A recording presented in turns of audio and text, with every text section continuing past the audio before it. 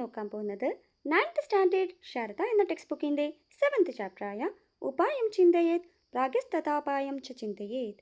ഉപായം ചിന്തയേത് പ്രാഗ്യഹതു അഥാപായം ച ചിന്തയേത് എന്ന ചാപ്റ്ററാണ്. നമുക്ക് നോക്കിയാലോ? അപ്പോൾ നമുക്ക് നോക്കാം.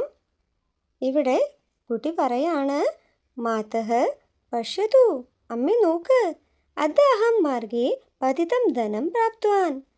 ഇന്നെനിക്ക് വഴിയിൽ കിടന്ന് കാശ് കിട്ടി. ഏതേന ധനേന, ഈ കാശുകൊണ്ട് ബഹുനി ക്രീഡനകാനി ക്രീണാമി, ഏറെ കളിപ്പാട്ടങ്ങൾ വാങ്ങാം. അപ്പോൾ അമ്മ പറയാണ്, നാഹി പുത്ര, അരുത് മോനെ, ഏതത് അന്യസ്യ ശ്രമാർജിതം ധനമസ്തി, ഇത് അന്യൻ്റെ കഷ്ടപ്പാടിൻ്റെ കാശാണ്. തസ്മൈ ഏവ പ്രത്യർപ്പണീയം, ഇത് അവർക്ക് തന്നെ തിരികെ നൽകണം. ഇതാരുടെയാണോ അവർക്ക് തന്നെ തിരികെ നൽകണം. അന്യസ്യ ധനം തൃണമിവ ഗണനീയം, അതായത് അന്യൻ്റെ കാശ് പുല്ലുപോലെയാണ് കണക്കാക്കേണ്ടത്. ഇത് കേട്ട മോൻ ചോദിക്കുകയാണ്, മാതഃ അന്യസ്യ ധനം തൃണമിവ കഥം ഭവതി, അമ്മേ അന്യൻ്റെ കാശെങ്ങനാ പുല്ലുപോലെയാവുക? അപ്പോൾ അമ്മ പറയാണ്, യേ ഹി പുത്ര, വാ മോനെ, അഹം തുഭ്യം പഞ്ചതന്ത്രസ്യ കാഞ്ചന കഥാം ശ്രാവയാമി, ഞാൻ നിനക്ക് പഞ്ചതന്ത്രയിലെ ഒരു കഥ കേൾപ്പിച്ചു തരാം. യയാ ത്വം സ്വപ്രശ്നസ്യ ഉത്തരം പ്രാപ്തും ശക്നോഷി, അതിലൂടെ നിനക്ക് നിന്റെ ചോദ്യത്തിന് ഉത്തരം നേടാൻ സാധിക്കും. അപ്പം മോൻ പറയാണ്, മാതഃ തർഹി കൃപയാ സത്വരം ശ്രാവയതു, അമ്മേ എന്നാ ദയവ് ചെയ്ത് വേഗത്തിൽ പറഞ്ഞു തന്നാലും കേൾപ്പിച്ചു തന്നാലും. അങ്ങനെ അമ്മ കഥ പറയാണ്.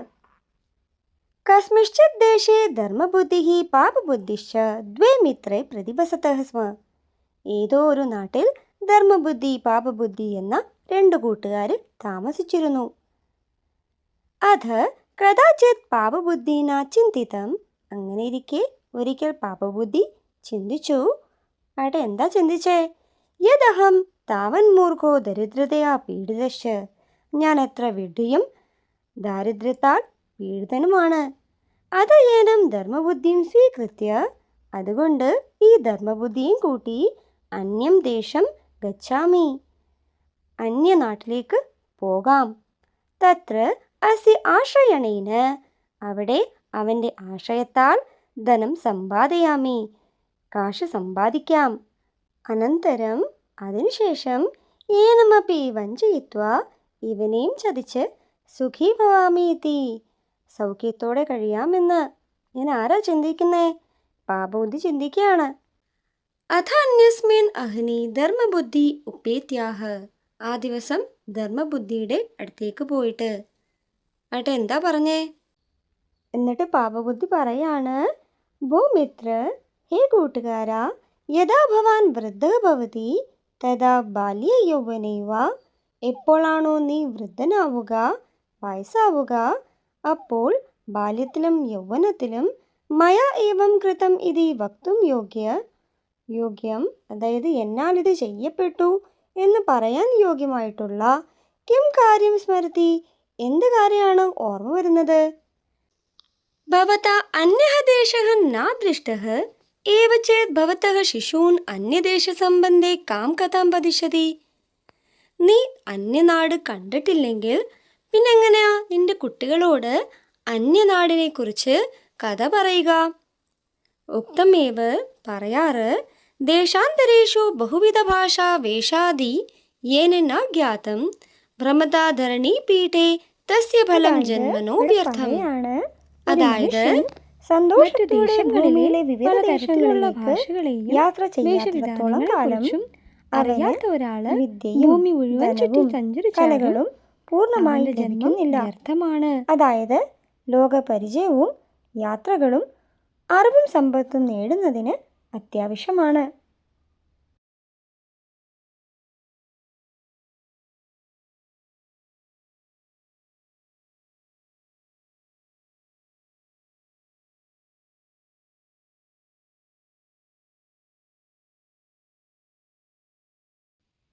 അതഃ ആവാം ദേശാന്തരം ഗത്വാ ധനം അർജയിത്വാ ആഗച്ഛാവേതി, അതുകൊണ്ട് നമുക്ക് മറ്റൊരു നാട്ടിലേക്ക് പോയിട്ട് കാശ് സമ്പാദിച്ച് തിരിച്ചു വരാമെന്ന്. അത് തസ്യ തദ്വചനം ആകർണ്യ പ്രഹൃഷ്ടമനാഹ ധർമ്മബുദ്ധി.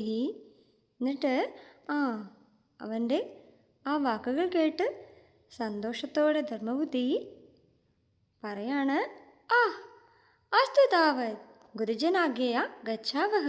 ശരി, എന്നാൽ ഗുരുക്കന്മാരുടെ അനുമതി വാങ്ങി പോകാം, ആജ്ഞ വാങ്ങി പോകാം. തതസ്ഥൗ ഗുരുജനാനാം അനുമതിം പ്രാപ്യ ശുഭേ അഗ്നി ദേശാന്തരം പ്രസ്ഥിതൗ.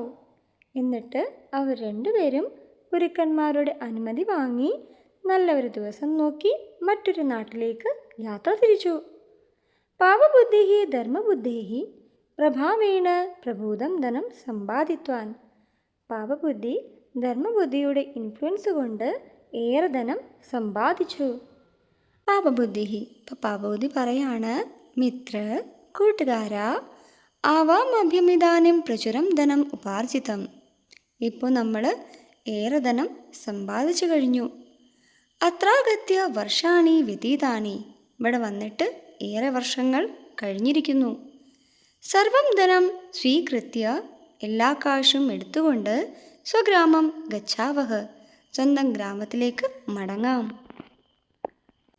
ധർമ്മബുദ്ധി, ഇപ്പം ധർമ്മബുദ്ധി പറയാണ്, അതക്യം, പിന്നെന്താ, തഥേവാസ്തു, അങ്ങനെയാവട്ടെ. യഥാ തൗ സ്വനഗര സമീപം ആഗതവന്തൗ തഥാ, എപ്പോഴാണോ അവർ രണ്ടുപേരും നഗരത്തിന് സമീപത്തെത്തിയത് അപ്പോൾ പാപബുദ്ധി, പൗതി പറയാണ്, ഭദ്ര കൂട്ടുകാരാ, ഏതത് സർവം ധനം ഗൃഹം പ്രതി നീത്തും ന ഉചിതം. ഇതെല്ലാ കാശും, അതായത് ഈ എല്ലാ കാശും കൂടി വീട്ടിലേക്ക് കൊണ്ടുപോകുന്നത് ഉചിതമാവില്ല, ശരിയാവില്ല.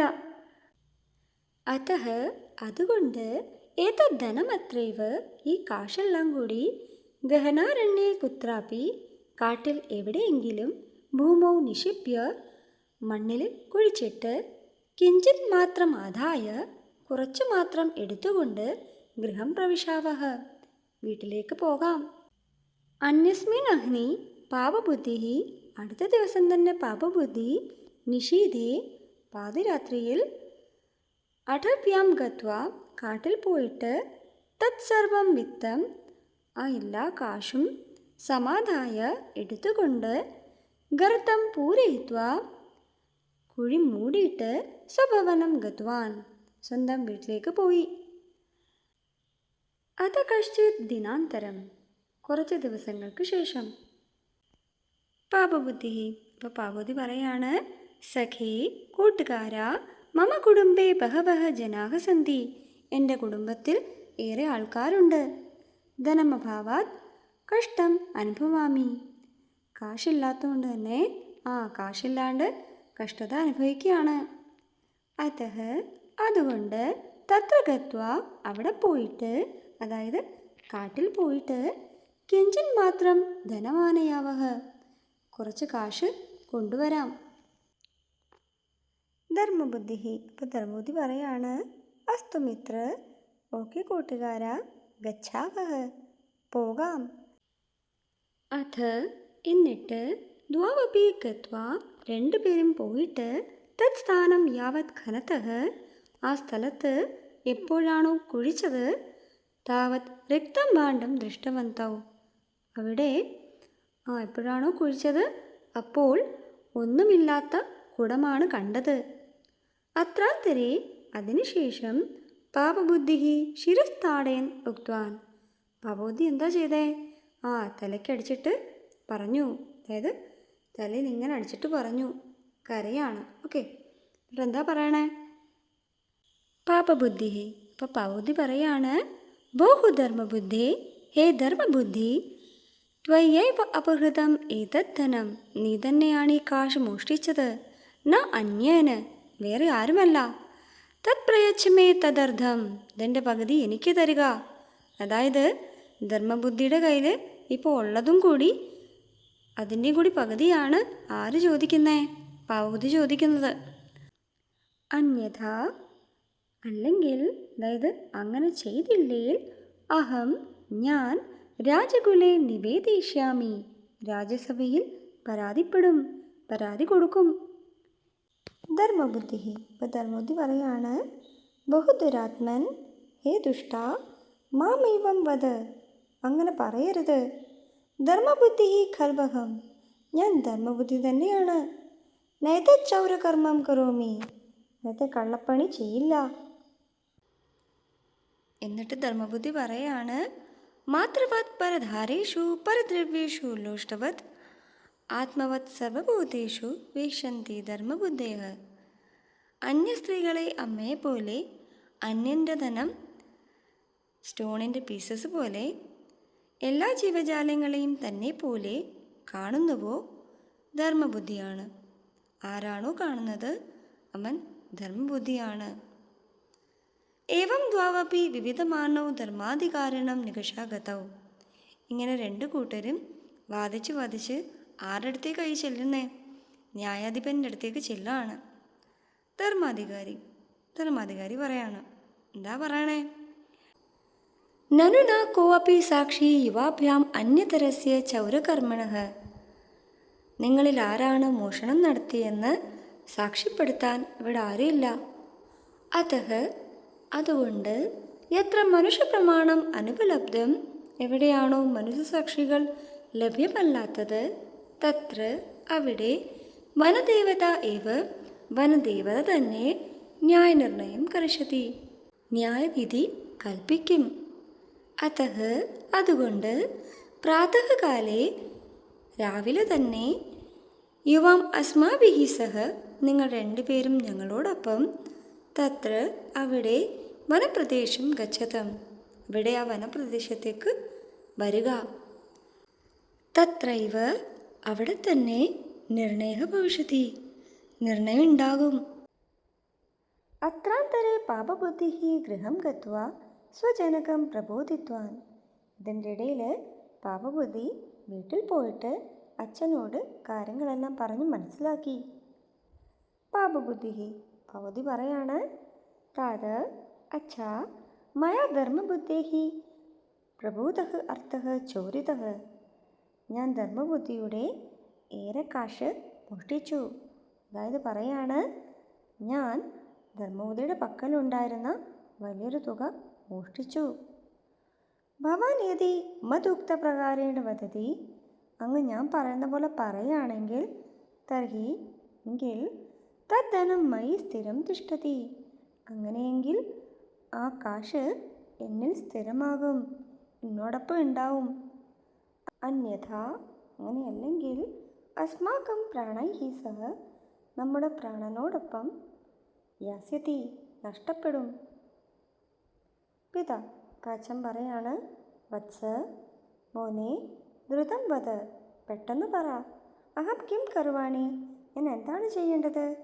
യേന തദ്ദ്രവ്യം സ്ഥിരം തിഷ്ഠേത്, ആ ധനം സ്ഥിരമായി നിലകൊള്ളാൻ. പാപബുദ്ധി. ഇപ്പോൾ പാപബുദ്ധി പറയാണ്, താത്, അച്ഛാ, അസ്തി വനപ്രദേശേ മഹാഷ്മി നാമ വൃക്ഷഃ.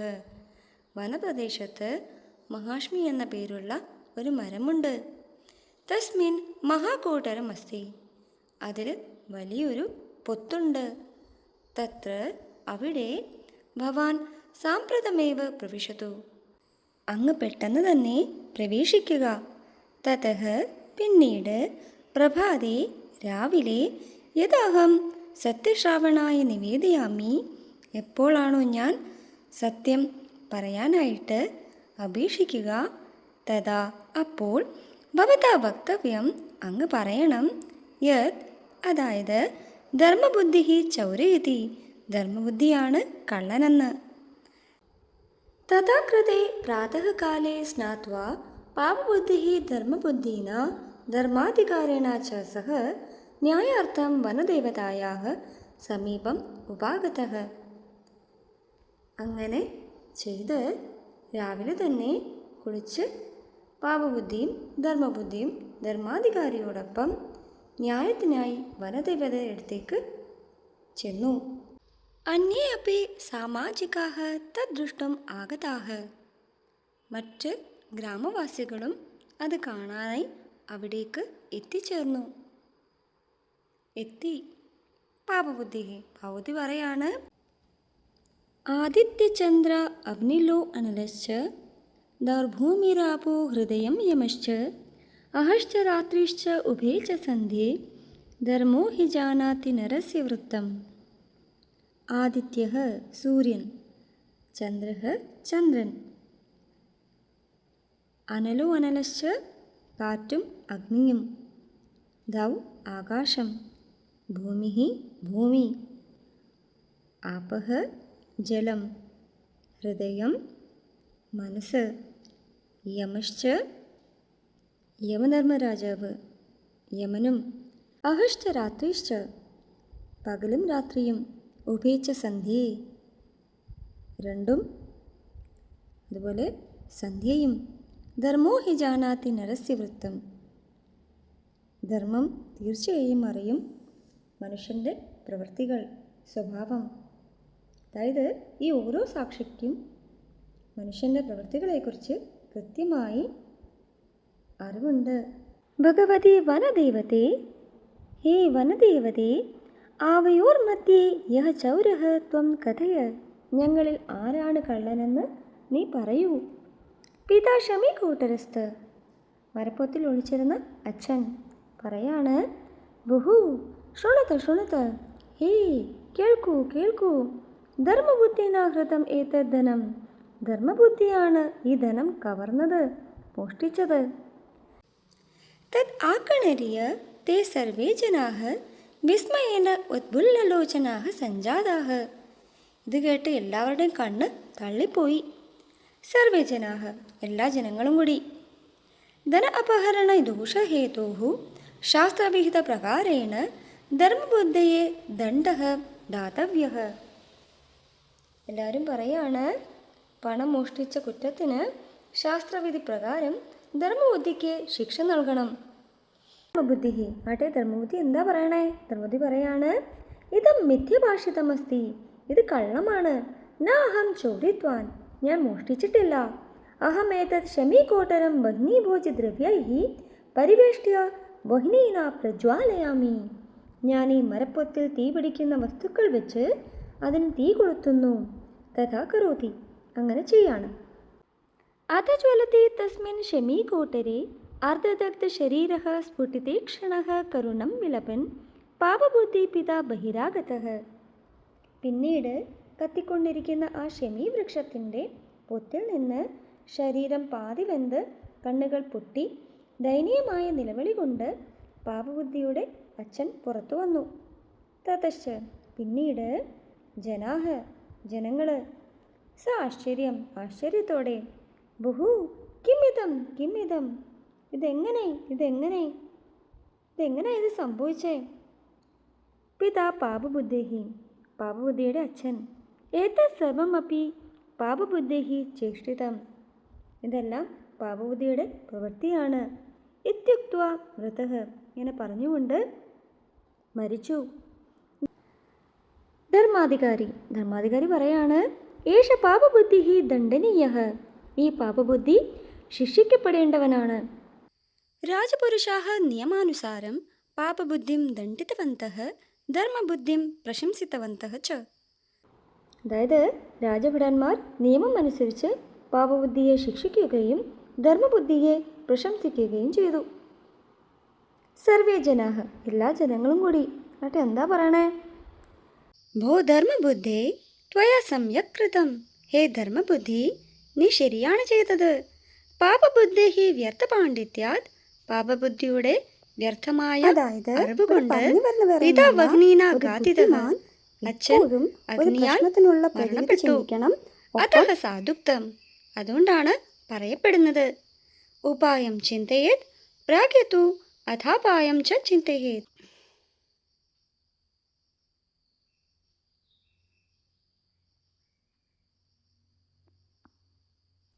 അതുകൊണ്ടുണ്ടാവുന്ന ദോഷഫലങ്ങളെക്കുറിച്ചും ചിന്തിക്കുക.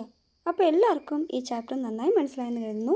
നിങ്ങൾക്ക് വീഡിയോ ഇഷ്ടമായ ഉറപ്പായും ലൈക്ക് ചെയ്യുക, കമൻറ്റ് ചെയ്യുക, ഷെയർ ചെയ്യുക, സബ്സ്ക്രൈബ് ചെയ്യുക. സബ്സ്ക്രൈബ് ചെയ്യുമ്പോൾ സൈഡിലൊരു ബെല്ലൈക്കൺ ഉണ്ടാവും, അതും കൂടെ ഇനേബിൾ ചെയ്യുക, ഓൾ എന്ന ഓപ്ഷൻ കൊടുക്കുക. എന്നാൽ മാത്രമേ ഞാൻ ഇനി വീഡിയോസ് ഇടുമ്പോൾ നിങ്ങൾക്ക് നോട്ടിഫിക്കേഷൻ കിട്ടുകയുള്ളൂ. Thank you. Keep supporting.